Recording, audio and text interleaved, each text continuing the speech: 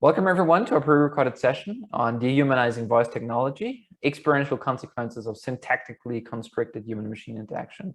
I'm Christian from the University of St. Gallen, and this is joint work with my brilliant co-authors, Dana Hoffman and Tom Novak from George Washington University. So before we get started, I'd like to ask you a very simple question. Suppose you have an Amazon Echo in front of you, and you would like to find out the distance of a marathon. How would you do this? I'll give you two options. First option is, Alexa, length of marathon. Second option is, Alexa, can you tell me the distance of a marathon? What would you do? Are you more of a command type of person, Alexa, length of marathon, or more a request type of person, Alexa, can you tell me the length of a marathon? So we find if you're like the majority of people, you're more likely to use commands over requests. And the reason why people do this is they say it saves me time, it's straight to the point, it's quicker, versus people using requests say it feels more natural, it's almost like talking to a human. And that was a pilot study. We just invited people to choose between commands or requests across a very broad range of things that it could do with a voice interface. What we also see is that it's a function of the demographics. So it's particularly the younger users that engage in commands over requests.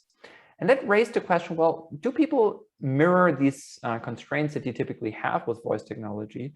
And can we also detect changes in the way how people speak and also with the overall experience that people have?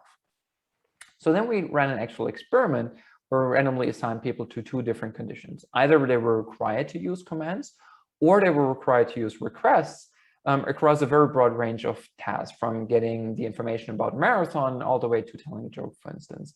And what we measured was, on the one hand, the subjective experience, so the enjoyment of the task, how natural they felt the interaction was, but also the objective changes in the way how they speak. And we focus here on two specific measures: how loud people speak, so it's the sound pressure level, and also how much variability we see in how people speak.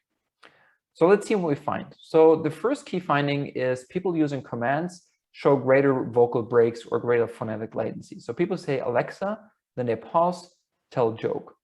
As opposed here in the request, people say, Alexa, can you make me laugh with a joke? So smaller amount of breaks in between words. What we also find is in the baseline, there was no difference between conditions, so between commands and requests. But when people are using commands, they speak significantly louder, both relative to baseline and here between conditions. It also changes the subjective experience. So people perceive the interaction more natural, and also they enjoy the overall task more. And it's not, by the way, a function of prior experience with voice technology, as you see here in the color coding, which is pretty even across the different conditions. What we also saw in a second study was after coding the social reactions, and social reactions can be giggling after listening to a joke that Alexa was telling, or they were somehow responding back, like saying, oh, that's interesting, I didn't know that. What's interesting with respect to these social reactions is that there's an increase when people are using requests of social reactions, and also at the very end of the study, they were having a bonus question. They were also asking more personal questions to the interface. Then we also went further into a consumer choice setting, and we wanted to see whether people are more likely to follow recommendation. And what we find was when you're using requests over commands, people are also more likely to follow recommendation that you receive.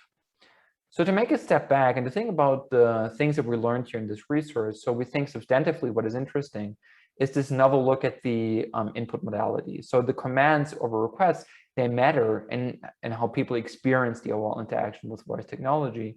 From a method perspective, we think it's interesting that the feature extraction part from the human voice could be a new lens to study consumer experiences in the IoT, and also more broadly about human-machine interaction.